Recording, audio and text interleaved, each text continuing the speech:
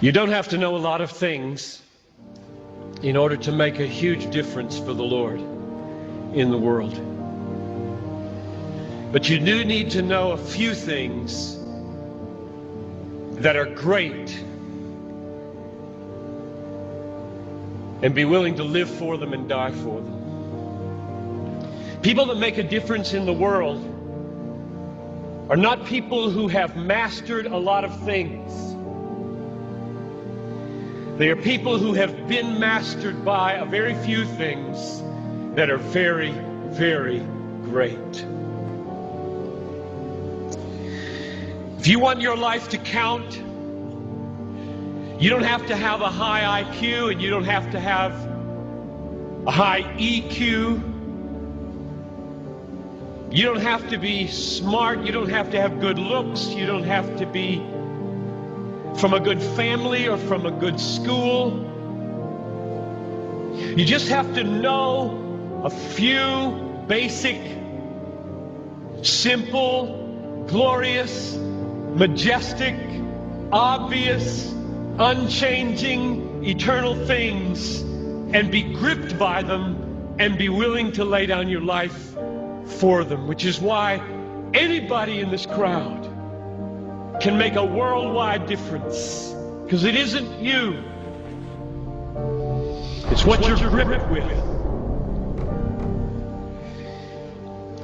But one of the really sad things about this moment right now is that there are hundreds of you in this crowd who do not want your life to make a difference. All you want is to be liked.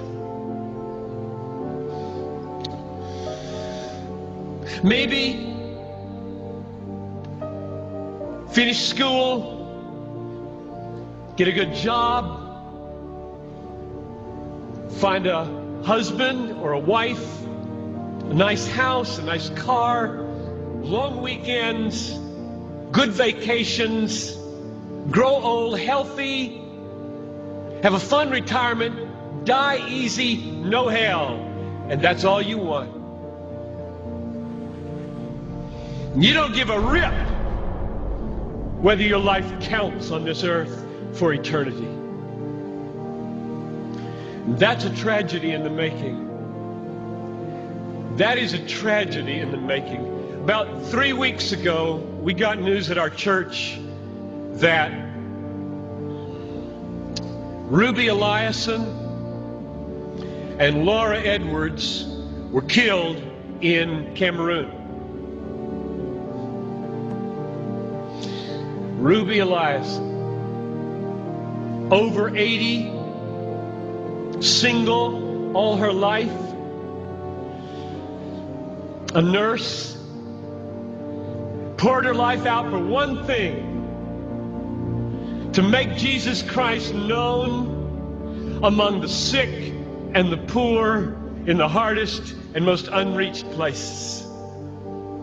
Laura Edwards, a medical doctor in the Twin Cities, and then in retirement, partnering up with Ruby, also pushing 80, and going from village to village in Cameroon. And the brakes give way. Over a cliff they go, and they're dead instantly. And I asked my people, is this a tragedy?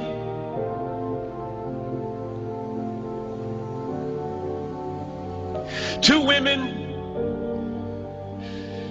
in their 80s, almost, a whole life devoted to one idea: Jesus Christ magnified among the poor and the sick in the hardest places.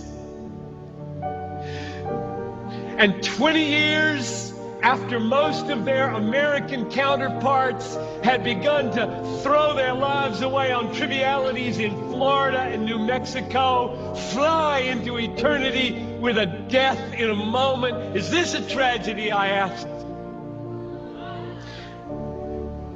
It is not a tragedy. I'll read you what a tragedy is. I've got a little article here from Reader's Digest. You don't read Reader's Digest, I know that. But there is a generation who does. This is a tragedy. Title of the article: Start Now, Retire Early. February 1998. Bob and Penny took early retirement from their jobs in the Northeast 5 years ago when he was 59 and she was 51. Now they live in Punta Gorda, Florida, where they cruise on their 30-foot trawler, play softball, and collect shells. That's a tragedy. That's a tragedy. And there are people in this country that are spending billions of dollars to get you to buy it. And I get 40 minutes to plead with you, don't buy it. With all my heart, I plead with you, don't buy that dream. The American dream. A nice house, a nice car, a nice job, a nice family, a nice retirement, collecting shells.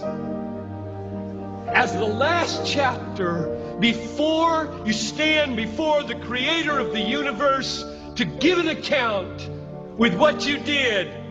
Here it is, Lord, my shell collection. Look, Lord, my shell collection. And I've got a good swing. And look at my boat. God, look at my boat, God. Well, not for Ruby and not for Laura. Don't waste your life. Don't waste it.